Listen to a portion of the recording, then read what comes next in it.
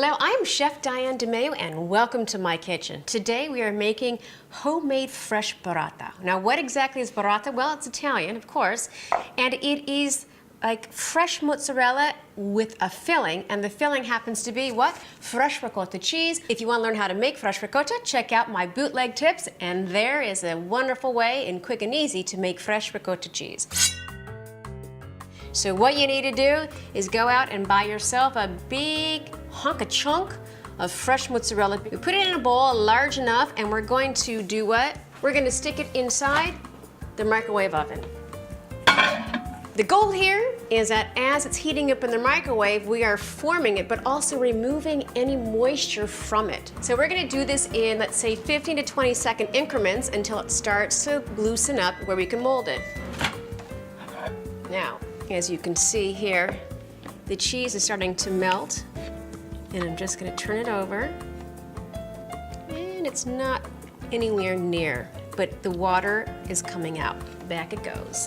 Close the door, and another 20 seconds. For my tomato salad, while that's happening, I just have regular tomato and some kosher salt, and I will pick some leaves off of my fresh basil plant here just to give it a little flavor. I'm gonna add salt to my tomato. Why? Because it's gonna kind of remove some of the moisture that I can use as my base for the burrata and the tomatoes.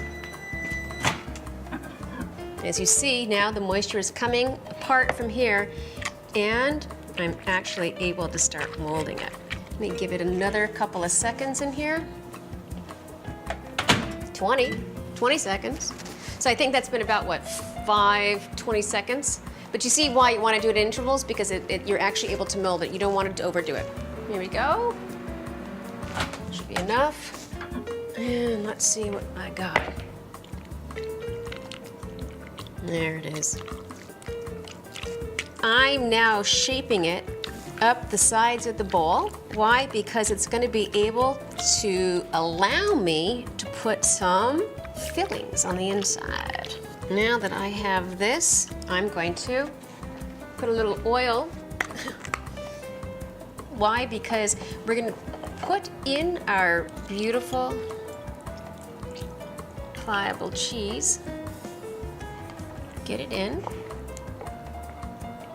and shape it. And now this is ready to stuff. So now our ricotta cheese is really nice, and don't forget, like I said, you can get that recipe on bootleg tips. And we're gonna fill this bad boy burrata. So I like to do a little fresh basil, and I roll it on up to do a nice little chiffonade. And let's come across this way and add it right here at the bottom. Build it up just a little more. Look at that, smash it in. And in goes our fresh creamy ricotta mixture.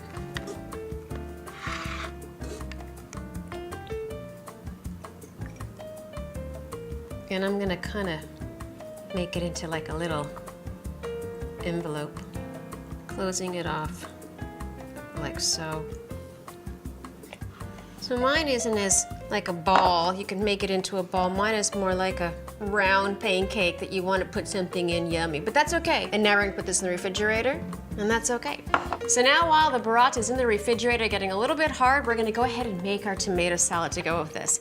All I need is a really nice, you can use heirloom tomatoes, by the way, or anything you want. I just like big, juicy steak tomatoes. And I like to just cut them haphazardly because it really doesn't matter. Into my dish.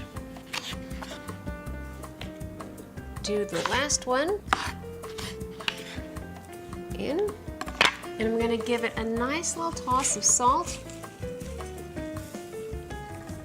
Give it a toss and just let it sit.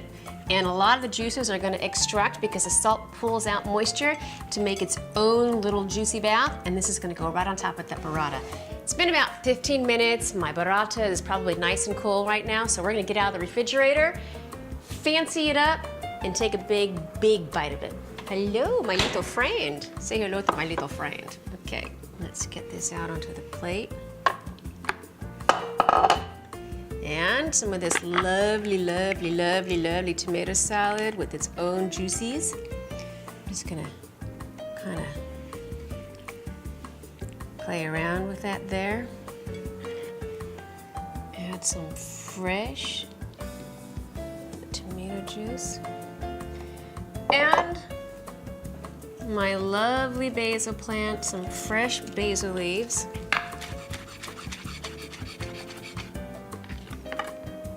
Okay, I think that's about it. And now it's done and I'm ready to have a big, big bite. I love you. And yes.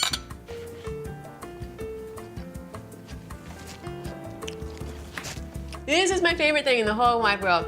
Homemade fresh burrata with a little bit of a tomato salad, some fresh basil, and homemade ricotta. And I will see you next week with another super delicious, possibly gluten-free dish. Bye-bye. Hello, I'm Chef Diane DeMayo and welcome to Bootleg Tips. Today we are making something super fun and it is gluten-free. We are making what? Homemade fresh ricotta cheese. I have cheesecloth that I have dampened and laid inside a colander. I have a pot that's big enough to hold 4 cups of milk, 2 cups of heavy cream, and about a tablespoon of sea salt. And then we're gonna get that to the pot. We're gonna bring it to a heavy boil. And once we take it off the flame, we're gonna add 2 tablespoons of vinegar and what? It's gonna curdle. Once it curdles, I'm gonna stir it depending on how big I want my curds. Dump it into my cheesecloth, put it into the sink, let it drain, and voila, presto, instant ricotta cheese. So I have my 4 cups of leche, milk. I got my 2 cups of heavy cream.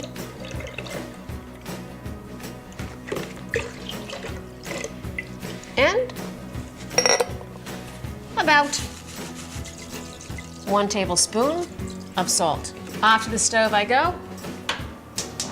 Get that burner on. I'm gonna keep it about a medium to medium high flame. Why? Because I wanna bring it up to a real boil. Now, if you were just using straight milk, you wouldn't be able to bring it to a boil. Why? Because it will actually curdle on its own. So once you add the heavy fat from the cream, you're good to go for the boil. I'm gonna give that a little stir, maybe once or twice during this process while it's boiling, and then we're good to go. Milk is done, it came to a hard boil. So I have my cheesecloth in my colander. I get it right side of my pot here so you don't have to go to the sink. And I'm just going to first add about 2 tablespoons of regular vinegar. Well, let's do 3. So I have 1, whoopsie, 2, ulici,